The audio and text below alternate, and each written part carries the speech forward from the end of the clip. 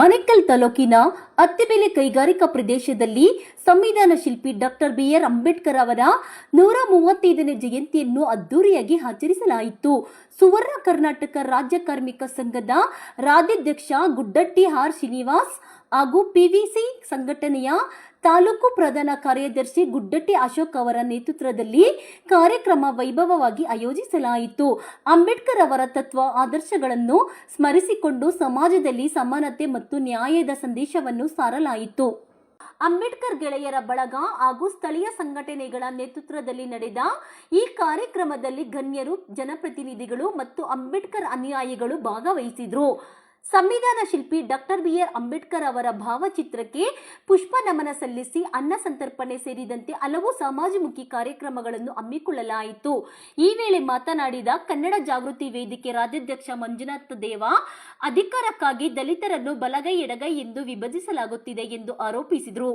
ರಾಜ್ಯದಲ್ಲಿ 1 ಕೋಟಿಗೂ ಹೆಚ್ಚು ದಲಿತರಿದ್ದರೂ ದಲಿತ ಮುಖ್ಯಮಂತ್ರಿ ಇನ್ನೂ ಕನಸಾಗಿ ಉಳಿದಿರುವುದು ವಿಷಾದನೀಯ ಎಂದರು.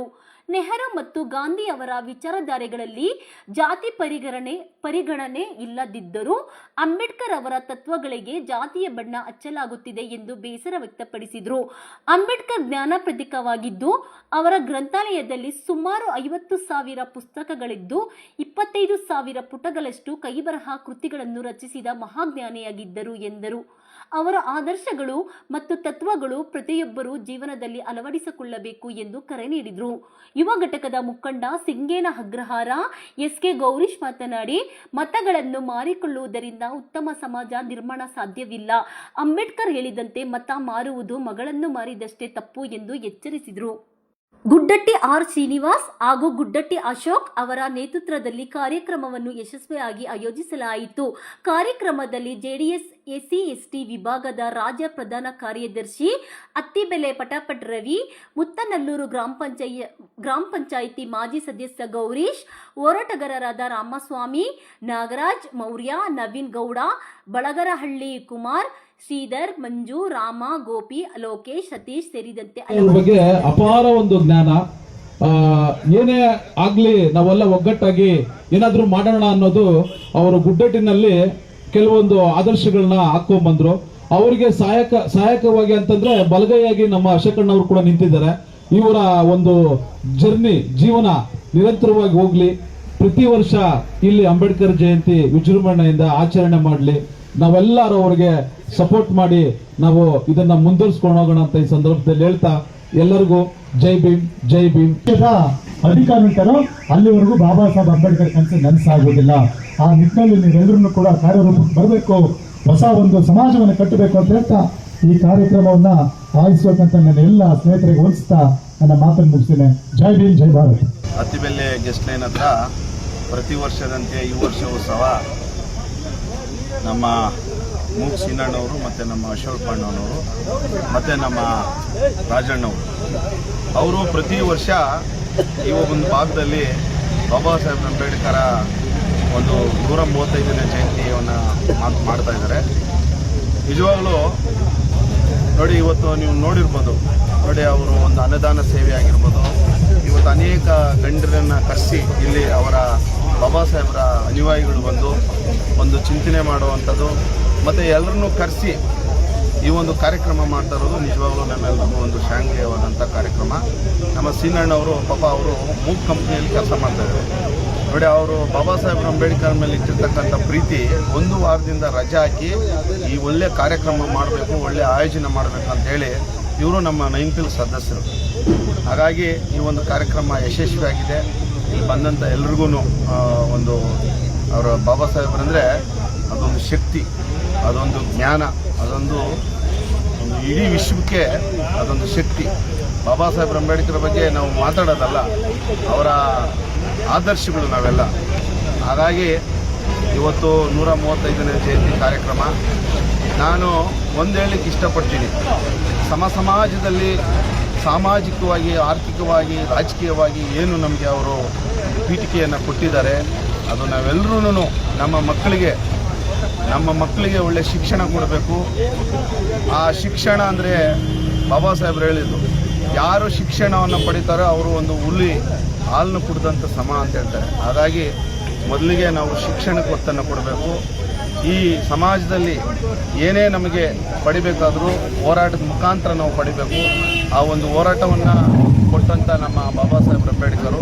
ಹಾಗಾಗಿ ಶಿಕ್ಷಣ, ಸಂಘಟನೆ, ಹೋರಾಟ ಈ ಮೂರನ್ನು ನಾವು ರೂಢಿಸ್ಕೋಬೇಕು. ಇವತ್ತು ಅನೇಕ ಇಲ್ಲಿರ್ತಕ್ಕಂಥ ಲಕ್ಷಾಂತರ ಕಾರ್ಮಿಕರು ಇವತ್ತೆಲ್ಲ ಬಂದು ಈ ಒಂದು ಸಭೆಗೆ ಈ ಒಂದು ಊಟ ಮಾಡ್ಕೊಂಡು ಹೋಗ್ಬೇಕಂತ ನಾನು ಈ ಸಂದರ್ಭದಲ್ಲಿ ಕೂಡ ಹೇಳ್ತಾ ಇದ್ದೀನಿ. ಮತ್ತು ಈ ಕಾರ್ಯಕ್ರಮ ಯಶಸ್ವಿ ಮಾಡಿದಂಥ ಎಲ್ಲ ಗಣ್ಯರು, ಇವತ್ತು ನಮ್ಮ ಮಂಜುನಾಥ್ ದೇವಣ್ಣ ಇರ್ಬೋದು, ನಮ್ಮ ಪಟಾಪಟ್ ರವಣ್ಣವರಾಗಿರ್ಬೋದು, ವಿಶೇಷವಾಗಿ ನಮ್ಮ 9 ಪಿಲ್ಲರ್ಸ್ ರಾಮಸ್ವಾಮಿಯವರು, ಕುಮಾರ್ ಅವರು, ಶ್ರೀಧರ್ ಸರ್ ಅವರು, ಮತ್ತು ನಮ್ಮ ನಾಗೇಶ್ ಅವರು, ಮತ್ತು ಗಣೇಶ್ ಅವರು, ನಮ್ಮ ಶಿವಶಂಕರ್ ಅವರು, ನಮ್ಮ ಸತೀಶ್ ಅವರು, ಎಲ್ಲರೂ ನಾವೆಲ್ಲ ನಮ್ಮ 9 ಪಿಲ್ಲರ್ಸ್ ಸ್ನೇಹ ಬಳಗ ಏನಿದೆಯೋ ನಾವೆಲ್ಲ ಒಟ್ಟಾಗಿ ಇವತ್ತು ನಮ್ಮ ಸೀನಣ್ಣವರಿಗೆ ಜೊತೆಯಲ್ಲಿ ಇಟ್ಕೊಂಡು ಒಂದು ಕಾರ್ಯಕ್ರಮಕ್ಕೆ ಸಾಥ್ ಕೊಟ್ಟಿದ್ವಿ. ಅವ್ರೇನೇ ಕಾರ್ಯಕ್ರಮ ಮಾಡಿದ್ರು ನಮ್ಮ ಅಶೋಕ್ ಅಣ್ಣವರೆಲ್ಲ ನಾವು ಅವ್ರ ಜೊತೆಯಲ್ಲಿ ಸದಾ ಇರ್ತೀವಿ ಅಂತ ಈ ಸಂದರ್ಭದಲ್ಲಿ ಹೇಳ್ತಾ, ಮಗದೊಮ್ಮೆ ಬಾಬಾ ಸಾಹೇಬ್ ಅಂಬೇಡ್ಕರ 135ನೇ ಜಯಂತಿ ಕಾರ್ಯಕ್ರಮವನ್ನು ಭಾಳ ಸಡಗರದಿಂದ ಸರಳವಾಗಿ ಭಾಳ ಅದ್ಭುತವಾಗಿ ಮಾಡಿದಂಥ ನಮ್ಮ ಸೀನಣ್ಣವ್ರಿಗೆ ನಾನು ವಿಶೇಷವಾಗಿ ಧನ್ಯವಾದಗಳನ್ನು ನಡೆಸ್ತಾ, ಮತ್ತೊಮ್ಮೆ ನಮ್ಮ ವಿಶ್ವಭಾರತ, ಝೂಮ್ TV ಮತ್ತು ನಮ್ಮ ಸೂರ್ಯೋದಯ ಮತ್ತು ನಮ್ಮ ಪ್ರಜಾವಾಣಿ ನಿಮ್ಮೆಲ್ಲರಿಗೂ ಸಹ ನಾನು ವಿಶೇಷವಾಗಿ ಅಭಿನಂದನೆ ಹೇಳಲಿಕ್ಕೆ ಇಷ್ಟಪಡ್ತಾ ಇದ್ದೀನಿ. ನಮಸ್ಕಾರ. ಜೈ ಭೀಮ್, ಜೈ ಭಾರತ್. 35ನೇ ಜನ್ಮದಿನದ ಸಮಸ್ತ ನಾಗರಿಕ ಬಂಧುಗಳಿಗೆ ಶುಭ ಹಾರೈಸುತ್ತಾ ಈ ಕಾರ್ಯಕ್ರಮವನ್ನು ಸುಮಾರು 2000 ಇಸ್ವಿಯಲ್ಲಿ ಗುಡ್ಡೇಟಿಯಲ್ಲಿ ಸ್ಟಾರ್ಟ್ ಮಾಡಿ ಕಾರಣಾಂತರಗಳಿಂದ ಈ ಗುಡ್ಡೇಟಿಯಲ್ಲಿ ಜನಗಳು ನಮಗೆ ಅಂಬೇಡ್ಕರ್ ಹುಟ್ಟುಹಬ್ಬ ಮಾಡೋಕ್ಕೆ ಸ್ವಲ್ಪ ಅಡಚಣೆ ಆಯಿತು. ಅದಕ್ಕಾಗಿ ನಾವು ಅತ್ತಿಬೆಲೆ ಕೈಗಾರಿಕಾ ಪ್ರದೇಶದಲ್ಲಿ ಸುಮಾರು 12 ವರ್ಷಗಳಿಂದ ಸತತವಾಗಿ ಆಚರಿಸ್ಕೊಳ್ತಾ ಬಂದಿದ್ದೀವಿ. ನಮ್ಮ ಕಾರ್ಯಕ್ರಮಕ್ಕೆ ನಮ್ಮ ಆತ್ಮೀಯ ಸ್ನೇಹಿತರಾದ ಕನ್ನಡ ಜಾಗೃತಿ ವೇದಿಕೆ ಯುವ ಘಟಕದ ರಾಜ್ಯಾಧ್ಯಕ್ಷರಾದ ಗೌರೀಶಣ್ಣನವರು ಹಾಗೂ ನಮ್ಮ ನಾಗರಾಜ್ ಮೌರ್ಯವರು ಹಾಗೂ ಅಶೋಕ್ ಅವರು ಹಾಗೂ ಕನ್ನಡ ಜಾಗೃತಿ ವೇದಿಕೆ ಅಧ್ಯಕ್ಷರಾದ ಮಂಜುನಾಥ್ ದೇವನವರು, JDS ನಾಯಕರಾದಂಥ ರವಣ್ಣವರು, ಇನ್ನು ಕೆಲವೇ ಸಮಯದಲ್ಲಿ ನಮ್ಮ ಆತ್ಮೀಯ ಜನಪ್ರಿಯ ಶಾಸಕರಾದಂಥ ಶಿವಣ್ಣವರು ಆಗಮಿಸಿದ್ದಾರೆ. ದಯವಿಟ್ಟು ಸ್ವಲ್ಪ ನೀವು ಇಲ್ಲೇ ಇದ್ದು ಅದೇ ರೀತಿ ಎಲ್ರಿಗೂ ಬಾಬಾ ಸಾಹೇಬ್ ಅವರ 135ನೇ ಜನ್ಮದಿನದ ಶುಭಾಶಯ ಕೋರುತ್ತಾ ನನಗೆ 2 ಮಾತಾಡೋ ಅವಕಾಶ ಕೊಟ್ಟಂತ ಎಲ್ಲರಿಗೂ ಅನಿಸುತ್ತಾ ನನ್ನ ಮಾತನ್ನು ಮುಗಿಸ್ತೀನಿ. ಜೈ ಭೀಮ್, ಜೈ ಕರ್ನಾಟಕ. ಕೈಗಾರಿಕಾ ಪ್ರದೇಶದಲ್ಲಿ ಇಂದು ಬಾಬಾ ಸಾಹೇಬ್ ಅಂಬೇಡ್ಕರ್ ಅವರ ಜನ್ಮ ದಿನಾಚರಣೆಯನ್ನು ಅತ್ಯಂತ ಅರ್ಥಪೂರ್ಣವಾಗಿ ಆಚರಣೆ ಮಾಡಿದ್ದಾರೆ.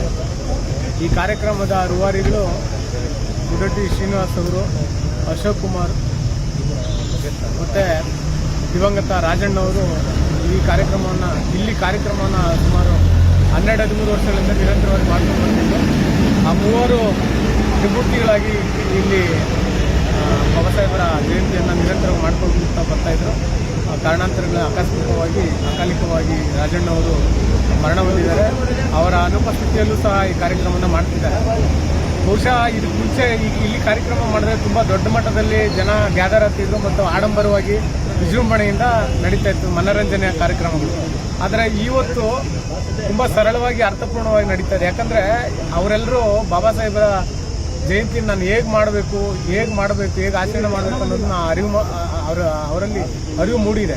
ಹಾಗಾಗಿ ಆಡಂಬರನ ಮತ್ತು ಮನರಂಜನೆಯನ್ನು ಕಡಿಮೆ ಮಾಡಿ ಅರ್ಥಪೂರ್ಣವಾಗಿ ಮಾಡಲಿಕ್ಕೆ ಪ್ರಯತ್ನ ಮಾಡಿದ್ದಾರೆ. ನಿಜವಾಗ್ಲೂ ಇದೊಂದು ಒಳ್ಳೆಯ ಬೆಳವಣಿಗೆ. ಬಾಬಾ ಸಾಹೇಬರ ಜಯಂತಿ ಅಂದರೆ ಕೇವಲ ಆಡಂಬರ ವಿಜೃಂಭಣೆಯಿಂದಲ್ಲ, ಅವರನ್ನು ನಮ್ಮ ಮನಸ್ಸಲ್ಲಿ ಹಾಕೊಂಡು ನಮ್ಮ ಜೀವನದಲ್ಲಿ ಅವ್ರನ್ನ ಅಳವಡಿಸ್ಕೊಳ್ಳೋದು, ಅವರ ಮಾರ್ಗದಲ್ಲಿ ನಾವು ನಡೆಯುವಂಥದ್ದು ನಿಜವಾಗಿ ನಾವು ಬಾಬಾ ಸಾಹೇಬರಿಗೆ ಕೊಡುವಂಥ ಗೌರವ. ಅದು ಇಲ್ಲಿನ ಅದೇ ನಮ್ಮಲ್ಲಿ ತರ್ತಕ್ಕಂಥ ಪರಿವರ್ತನೆ ಅದು ಇಲ್ಲಿ ಪ್ರಾರಂಭವಾಗಿದೆ.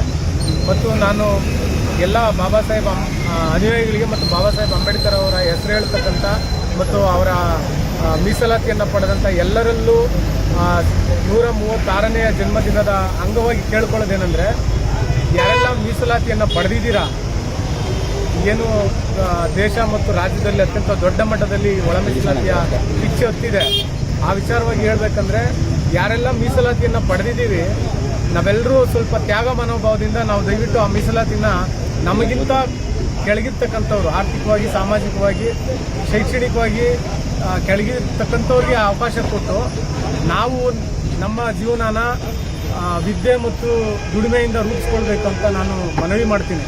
ಯಾಕಂದರೆ ಮೀಸಲಾತಿ ಅನ್ನೋದು ಒಂದು ಮಾನದಂಡವಾಗಿ ಈಗಿನ ಕಾಲದಲ್ಲಿ ಅದನ್ನು ಏನು ಗುರುತಿಸಲಾಗ್ತಿದೆ.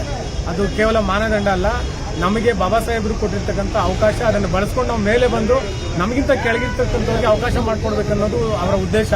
ಆ ಉದ್ದೇಶನ ಅರ್ಥ ಮಾಡ್ಕೊಳ್ದಿರಾ ಈಗ ನಾವು ನೋಡ್ತಾ ಇದ್ದೀವಿ, ರಾಜಕೀಯ ಮೀಸಲಾತಿ ನಾವು ಒಬ್ಬರು ಪಡೆದ್ರೆ ಅವ್ರು ಮತ್ತೆ ಅವ್ರ ಫ್ಯಾಮ್ಲಿನೇ, ಮತ್ತು ಆರ್ಥಿಕವಾಗ್ಲೂ ಅಷ್ಟೇ ಲೋನ್ಗಳು ತೊಗೊಂಡ್ರೆ ಅವ್ರ ಫ್ಯಾಮ್ಲಿನೇ, ಮತ್ತು ಬಡವರಿಗೆ ಯಾವಾಗ ತಲುಪೋದು? ಈ ವಿಚಾರನ ದಯವಿಟ್ಟು ನಾವೆಲ್ಲರೂ ಅರ್ಥ ಮಾಡ್ಕೋಬೇಕು. ನಾವು ಒಂದು ಸ್ಥಾನಕ್ಕೆ ಬಂದ ಮೇಲೆ ಬೇರೆಯವ್ರಿಗೆ ಅವಕಾಶ ಮಾಡಿಕೊಡ್ಬೇಕು. ಮತ್ತು ಈ ಒಳ ಮೀಸಲಾತಿಯ ಈ ಥರ ಮನೋಭಾವ ಬಂದಾಗ ಈ ಒಳ ಮೀಸಲಾತಿಯ ಪ್ರಮೇಯನೇ ಬರಲ್ಲ. ಹಾಗಾಗಿ ಎಲ್ಲರಿಗೂ ನಾನು 136ನೇ ಬಾಬಾ ಸಾಹೇಬರ ಜನ್ಮದಿನ ಶುಭಾಶಯಗಳನ್ನ ಕೊಡ್ತಾ ಶ್ರೀನಿವಾಸ್ ಮತ್ತು ಅಶೋಕಣ್ಣವರಿಗೆ ನಾನು ಮತ್ತೆ ಕೃತಜ್ಞತೆಗಳನ್ನ ಸಲ್ಲಿಸ್ತೇನೆ. ಅವರು ನಿರಂತರವಾಗಿ ಈ ಥರ ಕಾರ್ಯಕ್ರಮಗಳನ್ನ ಜನಪರ ಕಾರ್ಯಕ್ರಮವನ್ನು ಮಾಡಲಿ ಅಂತ ನಾನು ಬಯಸ್ತೇನೆ. ನಮಸ್ಕಾರ. ಇವತ್ತು ಗುಡ್ಡಟ್ಟಿ ಅಂಬೇಡ್ಕರ್ ಸಂಘದ ಅಧ್ಯಕ್ಷ ಆದಂಥ ನಮ್ಮ ಶ್ರೀನಿವಾಸ್ ಅವರು ಮತ್ತು ನಮ್ಮ ಅಶೋಕ್ ಅವರ ನೇತೃತ್ವದಲ್ಲಿ ಬಾಬಾ ಸಾಹೇಬರ 135ನೇ ಜನ್ಮ ಜಯಂತಿಯನ್ನು ಆಚರಣೆ ಮಾಡ್ತಿದ್ದಾರೆ. ಅವರಿಗೆ ನಾನು ಅಭಿನಂದನೆಗಳನ್ನು ತಿಳಿಸಕ್ಕೆ ಬಯಸ್ತೀನಿ. ಪ್ರಸ್ತುತ ಬಾಬಾ ಸಾಹೇಬರು ಇಡೀ ವಿಶ್ವದಲ್ಲೇ ಪ್ರತಿನಿತ್ಯ ಪ್ರತಿ ಗಳಿಗೆಯಲ್ಲೂ ಕೂಡ ಸ್ಮರಿಸ್ತಕ್ಕಂತಹ ಏಕೈಕ ವ್ಯಕ್ತಿ ಬಾಬಾ ಸಾಹೇಬರು. ಮಹಾನ್ ಮಾನವತಾವಾದಿಗಳು, ಈ ದೇಶದ ಆಸ್ತಿ, ಈ ದೇಶದ ಎಲ್ಲ ಜಾತಿ ಜನಾಂಗದವರಿಗೆ ಸಂವಿಧಾನದ ಮೂಲಕ ಸಮಾನತೆಯನ್ನು ಕೊಟ್ಟಂಥ ಮಹಾನ್ ಮೇಧಾವಿ. ಅಂಥವರ ಒಂದು ಹುಟ್ಟುಹಬ್ಬವನ್ನು ಇವತ್ತು ಪ್ರಪಂಚದಲ್ಲೇ ಅಂದರೆ ವಿಶ್ವಸಂಸ್ಥೆಯಲ್ಲೂ ಕೂಡ ಅವರ ಹುಟ್ಟುಹಬ್ಬವನ್ನು ಆಚರಣೆ ಮಾಡಿದ್ದಾರೆ. ಮತ್ತು 2011ರಲ್ಲಿ ಅಮೇರಿಕಾದ ಒಂದು ವರ್ಲ್ಡ್ ನಾಲೆಜ್ ಡೇ ಅಂತ ಹೇಳಿ ಕೂಡ ಘೋಷಣೆ ಮಾಡಿದ್ದಾರೆ. ಹಾಗೆ ಇವತ್ತು ಕರ್ನಾಟಕ ಸರ್ಕಾರವು ಕೂಡ ಅವರ ಒಂದು ಅಂಬೇಡ್ಕರ್ ಅಧ್ಯಯನ ಕೇಂದ್ರವನ್ನು ಕೂಡ ಬೆಂಗಳೂರು ಜ್ಞಾನಜ್ಯೋತಿ ಯೂನಿವರ್ಸಿಟಿ ಹತ್ರ ತೆರೀತಾ ಇದ್ದಾರೆ. ಸೊ ಅದಕ್ಕೆ ನಾನು ಅವರಿಗೆ ಧನ್ಯವಾದಗಳನ್ನು ಹೇಳ್ತೀನಿ. ಅದೇ ರೀತಿ ಕೇಂದ್ರ ಸರ್ಕಾರವೂ ಕೂಡ ಅಂಬೇಡ್ಕರ್ ಅವರ ವಿಚಾರಧಾರೆಗಳನ್ನು ಈಗ ಲಂಡನ್ ಮನೆ ಇರ್ಬೋದು ಅಥವಾ ಇಲ್ಲಿ ಬಾಂಬೆಯಲ್ಲಿ ಇರ್ತಕ್ಕಂಥ ಅವರ ಮನೆಯ ಒಂದು ಸ್ಮಾರಕವಾಗಿ ಮಾಡಿ ಅದನ್ನು ಜನರಿಗೆ ಶಾಶ್ವತವಾಗಿ ಇರತಕ್ಕಂಥ ಕೆಲಸವನ್ನು ಮಾಡಿದ್ದಾರೆ.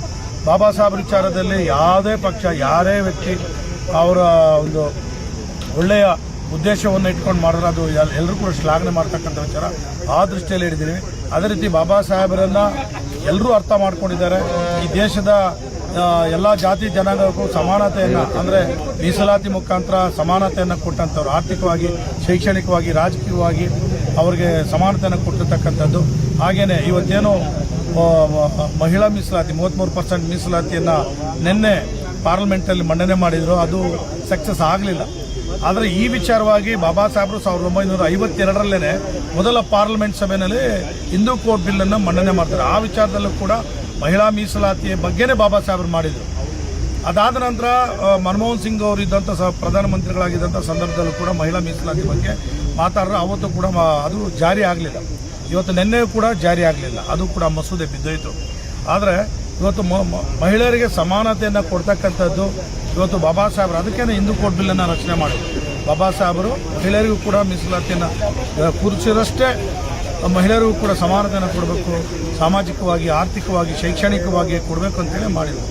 ಆದರೆ ಇವತ್ತಿನ ರಾಜಕೀಯದ ಬೆಳವಣಿಗೆಗಳಲ್ಲಿ ಯಾಕೋ ಅದು ಹಿನ್ನಡೆ ಆಗ್ತಾ ಇದೆ. ಅಂದರೆ ಎರಡೂ ಪಕ್ಷಗಳ ಉದ್ದೇಶಗಳು ಏನಾಗಿದೆ ನಮ್ಗೆ ಗೊತ್ತಿಲ್ಲ.